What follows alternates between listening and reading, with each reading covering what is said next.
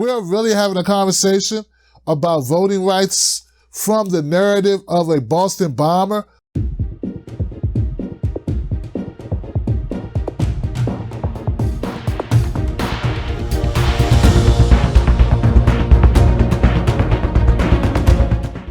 You got to show me that you're more than just a guy or gal who just says stuff on TV. You have to show me through consistency, unwavering. And speaking of unwavering, here goes the clip of what got Bernie Sanders in trouble at the CNN town hall that everyone's talking about today.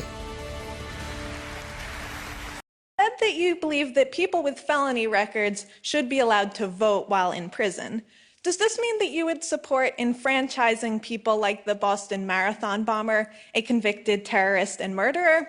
Do you think that those convicted of sexual assault should have the opportunity to vote for politicians who could have a direct impact on women's rights? Here is my view. If somebody commits a serious crime, sexual assault, murder, they're going to be punished. They may be in jail for 10 years, 20 years, 50 years, their whole lives. That's what happens when you commit a serious crime. But I think the right to vote is inherent to our democracy. Yes, even for terrible people. Because once you start chipping away and you say, well, that guy committed a terrible crime, not going to let him vote, or that person did that, not going to let that person vote, you're running down a slippery slope. So I believe that people who commit crimes, they pay the price. When they got out of jail, I believe they certainly should have the right to vote. But I do believe that even if they are in jail, they're paying their price to society, but that should not take away their inherent American right to participate in our democracy. Applause for the answer. My follow-up question goes to this being like you're writing an opposition ad against you by saying you think the Boston Marathon bomber should vote not after he pays his debt to society, but while he's in jail. You sure about that? Well, Chris, I think I have written many 30-second opposition ads throughout my life. This will be just another one. But I do believe, look, this is what I believe. Do you believe in democracy? Do you believe that every single American 18 years of age or older who's an American citizen has the right to vote? Once you start chipping away at that, believe me, that's what our Republican governors all over this country are doing. They come up with all kinds of excuses why people of color, young people, poor people can't vote. And I will do everything I can to resist it. Many folks who have a lot to say about Bernie Sanders. This was the talking point. In fact, I saw it repeated on The View. Meghan McCain had a good time with it. So I woke up this morning and I saw that Bernie Sanders and Kamala Harris said they would give the Boston bomber the opportunity to vote. And I just really was discussing them. I'm like, what is this? How many Boston bombers do we have? So I will say that I got up at 5:30 this morning. I couldn't sleep last night and I woke up really early and I saw this clip.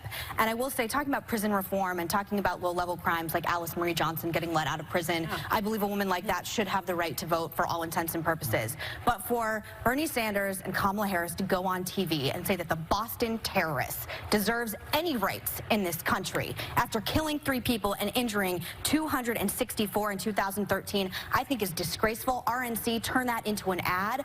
It is not hard to say people who commit acts of terror in this country should not only be punished, but God forbid they should have any rights that any of us had, or someone who commits a low-level crime like smoking pot or getting caught with a dime bag of pot and going to jail. It is not hard to put lines between terrorists and people who commit low-level crimes, and I was very upset about this morning.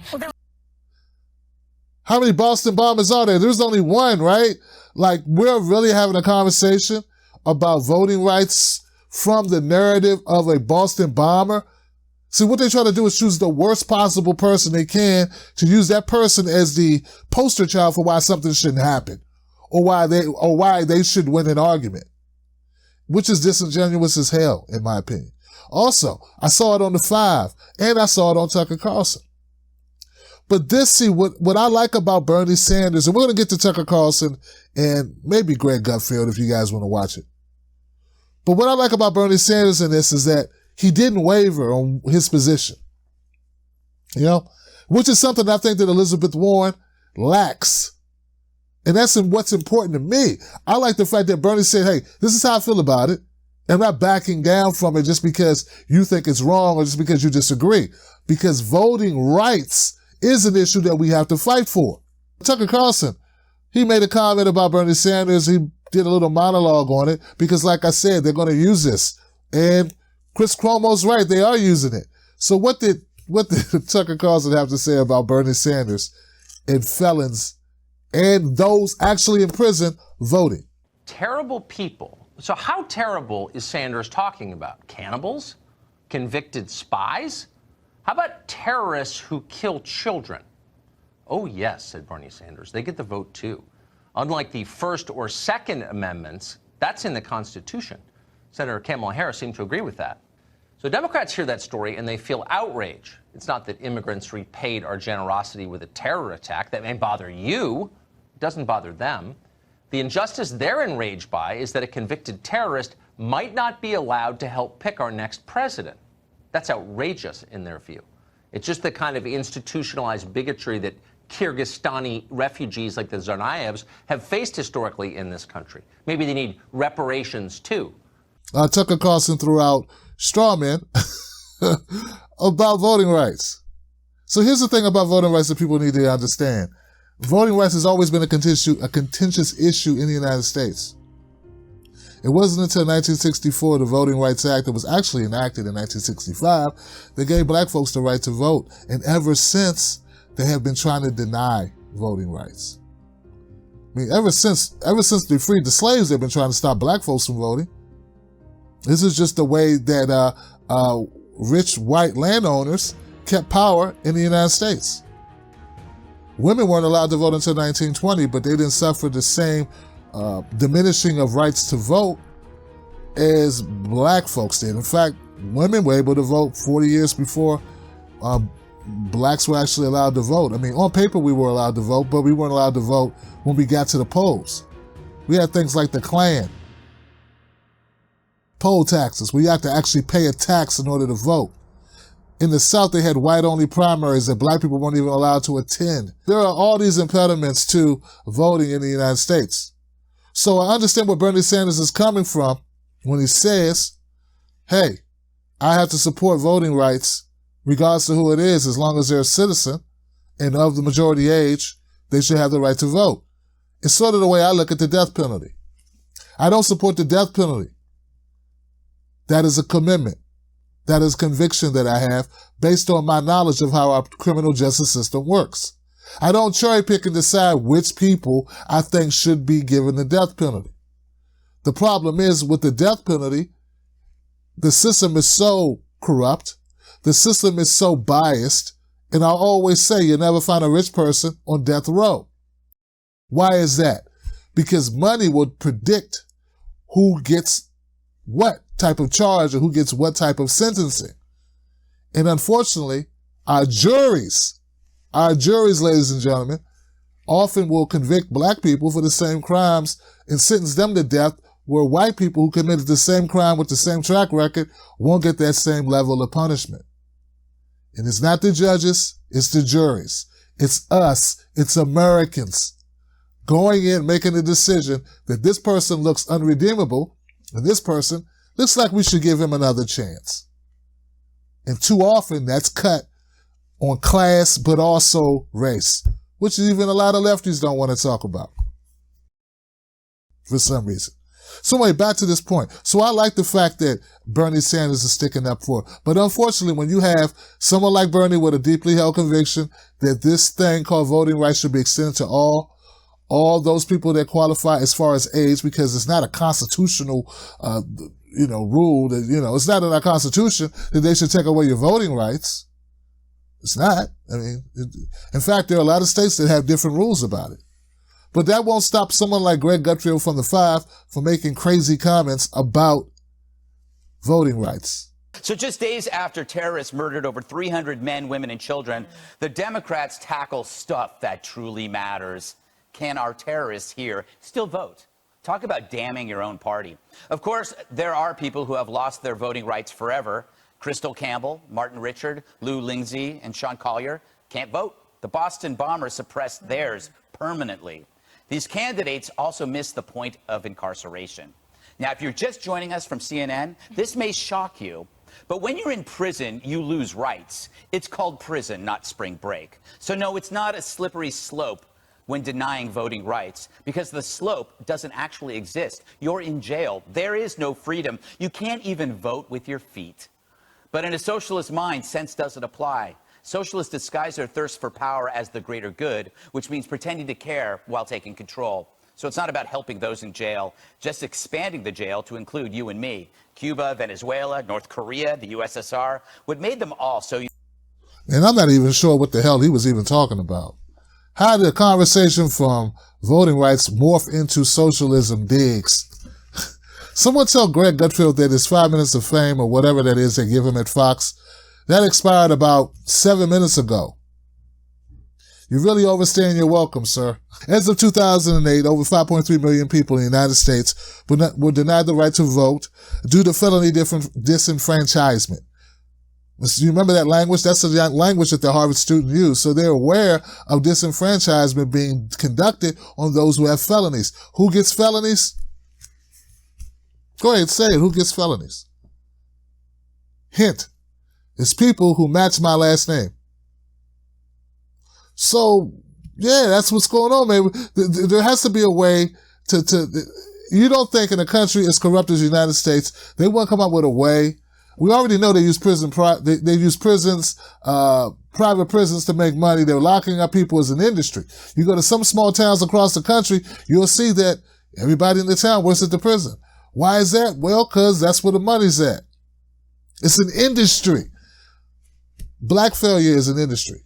And stopping blacks from voting is also an industry in order to keep who? Republicans in power. Strom Thurmond, the Republican from South Carolina, he led a filibuster. In fact, he set a record on the longest filibuster ever held in Congress. What was the filibuster about? The Voting Rights Act. The Voting Rights Act. It wasn't on a decision to go into Vietnam or something. You know, we don't have a longer filibuster about the Iraq War or the Patriot Act or so many other things that the Congress like weighs in on or doesn't weigh in on, depending on how corrupt they are. But the longest filibuster in the United States was on voting rights. So I'm not crazy. I'm not just tripping when I say that the voting rights are a big issue. Even though I know there are a lot of people out there who don't vote, or a lot of people say you're selling out, voting is selling out. What you really mean to say is you don't see the results from voting. But if you could see those results from voting, maybe you would change your opinion. And I understand why you feel the way you feel. I don't believe that voting is everything, but I believe it is something. And for some people, it will be everything that you do. Because how many people really volunteer and get involved? How many people really get involved with politics? I mean, there's other things you could do. You can organize. Organizing voters is a lot more powerful than just being a voter. But how many of you are actually going to have time to go out and organize voting? Do community activism. You know, I worked as a community activist and a community organizer. Not the type of job that pays well. I did it in my 20s. How many people have done that? Not that many. How many people have a job where your job is to put out information that educates the masses? Not many. So what I'm saying, you start looking down the checklist of things that people can do to make change locally and on, and in general elections, but also locally in your local elections. And you got to put voting on the board. It doesn't get the high vote I think people try to assign to it, like as far as how relevant it is, but there is some relevancy in voting. If it wasn't, Strom Thurmond wouldn't have been filibustering it for over 24 hours, thus setting that record I just talked to you about. Neither would they be coming up with more and more reasons to disenfranchise voters. Who has time for that? Anything they spend money on is a reason. So, also voting. Here's another issue that Greg Gutfeld, he could have talked about instead of bashing socialism or something else. He could have discussed besides Tsarnaev or Deshostovich, whatever, the bomber dude trying to gaslight you and use emotional trickery. He could have talked about the fact that only 48% of poor people voted in 2012. But in 2012, 78% of people who made over 75,000 voted. So what we see is a huge disparity between people with money and people who don't have money. So we bring up the fact that when you put into place things like voter ID laws, when on average, there are studies about the wait times for poor areas. Poor areas tend to have longer waits in order to vote. If you are a poor individual, you're less likely to vote because there's more time out your day to vote. You got to vote on a work day. It's long. It takes a long time to vote. You got to make sure you got an ID. Not everyone does. They do cost between $5 and $58. Not everybody has the money. And then even if they have the money, sometimes they don't have the documentation in order to get the ID. This is the reality of how bad some people in America are doing, whether you believe it or not. Just like when I tell you that 40% of the homeless have jobs. 40% of homeless people have jobs. Everyone's not doing as good as you. These are all facts that the Republicans don't want to pay attention to. And there's a reason for it. It's called politics. Now, don't get me wrong. I'm not up here suggesting that the Democratic Party is doing all of this via altruistic motives. Yeah, this is not a situation where we got the good guys and the bad guys. Pretty much we got some good guys and bad guys on both sides. And a lot more people just taking money and shoving it in their pockets and saying, call me whatever you want to call me, just don't call me late for my raise. So I'm not saying that the Democrat Party, once they get your vote, they're doing what they need to do. If they were, I'd have a lot less reason to do political content, and I could go back to just doing funny social stuff, which is how I got most of my first 20 million views on YouTube. But the fact that the Democratic Party is not taking your vote and translating that into legislation to help the people that I grew up with and my kids, well, I got to keep doing what I'm doing. It's the fact that poor people are less likely to vote for a myriad of reasons. Why is that? Should be the question. And it's not because the Boston bomber, you know? People are getting locked up for things like weed. Most of the people locked up are not in jail for rape or murder. They're in jail for other things. Other much less serious things that they probably wouldn't even be in jail for if they had the proper representation. But without the proper representation, the judge offers you a plea deal that gives you a felony record. We're the most incarcerated westernized nation on the globe. For a reason. Not just because it's just, it just happened to rain that day. No, it's a reason. In several southern states, felony disenfranchisement was implemented as a part of a strategy to bar blacks from voting. The southern states implemented black codes, which established severe penalties for petty crimes and were used to target black Americans. And as you can see, they want to paint it once again using the worst common denominator, rapists and pedophiles and terrorists. Knowing that most people in jail, most people with felonies did not commit such acts. Problem is, once you agree with it, if you give an inch, then they're extending. They'll start saying, well, what about these people? These people can and these people can't. It sort of like goes back to my whole idea about why I can't support the death penalty. It's an all or nothing thing. You can't cherry pick who you're going to stand up for, which is hard to do. Guys, real talk, it's hard to do. It's hard to say I'm against the death penalty when we're looking at a case where someone just, killed 5 people, did inhumane, horrific things. It's hard to stick to that conviction. But I have to because I know how the system works. And I have to because I got to stand up for what I believe. And I believe that in America, our death penalty is implemented unjustly to poor and black people. If you don't agree with our criminal justice system and the way that it mets out justice, then I don't see how you agree with disenfranchisement of people's voting rights. You already know the system's broke. Not voting is a condition or is an effect of that system. So how could you support it? I think we need to educate voters. I think we need to pull voters together and give us all a reason to stand shoulder to shoulder and fight for changes in our country that need to happen. And we know a lot of the changes in the country that we want just so happens everybody wants them. So they want you to believe that conservatives don't want Medicare for all when we know they do. They want you to believe that conservatives don't want Social Security or they don't want schooling, college, local college, but they do. They want to paint this picture of other people that have these vastly different political ideas. And yeah, we do disagree on some things, but not everything. Imagine going to the polls and have to take a literacy test. And they would just keep asking more questions till you failed. Spell this word, like a spelling bee at the polls. You can't tell me a country that would do that all of a sudden got rid of all their corruption.